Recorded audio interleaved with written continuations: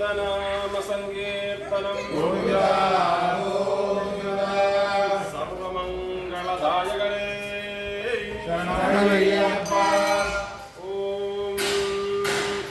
श्रीलक्ष्मीवल्लभारम्भां विघ्नो मुनिमध्यमाम्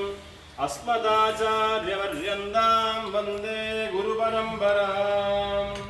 नारायणः पिता यस्य माता जापि हरिप्रिया ब्रह्मादिमुनयः पुत्रा तस्मै श्रीर्घनसे नमः। श्रीगुरुभ्यो नमः परमगुरुभ्यो नमः विघ्नसमः गुरवे नमः। गुरुचरणारविन्दाभ्यां नमः अस्मद्कुलगुरुभ्यो नमः। ओम भगवतो बलेन भगवतो वीर्येण भगवतस्तेजसा भगवतः कर्मणा भगवतानुगृहीतो भगवतानुध्यातो भगवत्कर्म करिष्यामि तद्भगवाननुमन्यताम्। ओम हविष्मतिरिमा आपो हविष्मान् देवो अध्वरो हविष्माकम् आविवासति हविष्माकम् अस्तु सूर्यः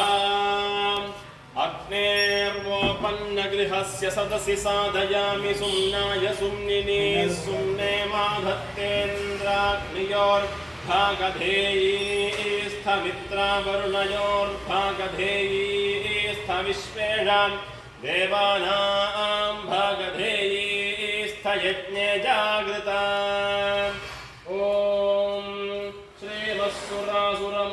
सिद्धविद्याधर यक्षराक्षसगरुडभूतप्रेतपिशाचसिद्धयोगिनी ब्रह्मराक्षस विनायक पूतना रेवती स्कन्दपुरोहित नवग्रह नक्षत्रतारा गणसमस्त नरमृगपशुपक्षि सरीसृपस्थावर जङ्गमा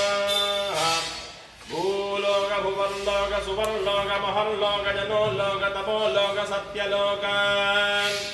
ब्रह्मांड रुद्रांड गरुडांड वैष्णवांड अंदरंड बहिरंड अतल वितल सुतल महातल रसातल तलातल पाताल अनंद वासुकी तक्षक कार्कोटक पद्म महापद्म शंखपाल गुलिगाद्यष्ट महानाग महामेरु हिमवन्निषध विंध्यमाल्यवत् पारियात्रक हेमकूट चक्रवाळ क्रौञ्ज श्रीशालग्रामादि महापर्वत गंगा यमुना सरस्वती नर्मदा सिंधु शोणा कावेर्यादि व्यासवसिष्ठ गौतम अत्रि वाल्मीकि शौनक सनक सनंदन सनत्कुमार सनातन आदित्य चंद्रांगारक बुध बृहस्पति शुक्र शनैश्चर राहु केत्वादि विश्वे देवाः धर्मार्थ काम मोक्ष एक ब्रह्म द्वैत भाव त्रयोगुण चतुर्वेद पंचमहाभूत खट्समय सप्त समुद्र अष्टलोकपाल नवग्रह दश दिक्समूह एकादश रुद्र द्वादशादित्य त्रयोदशेन्द्र चतुर्दश भुवन पंचदश वक्ष षोडश स्वर वषट्कार मन्द्रापमन्द्र हुंकार भट्कार स्वाहाकार सुधाकार सुख दुःख सात्विक राजसतामस व्यक्ता व्यक्तमहदहंकार भूतेन्द्रिय कर्मेन्द्रिय ज्ञानेन्द्रिय वाक्पाणिपादपायोपस्तभजनादानगमन विसर्गानंद विहरणोत्सर्जन शब्द स्पर्श रूपरसगंध श्रोत्र चक्षुर्जिह्वाग्राण मनोबुद्ध्यहंकार चित्त प्राणापान व्यानोदान समान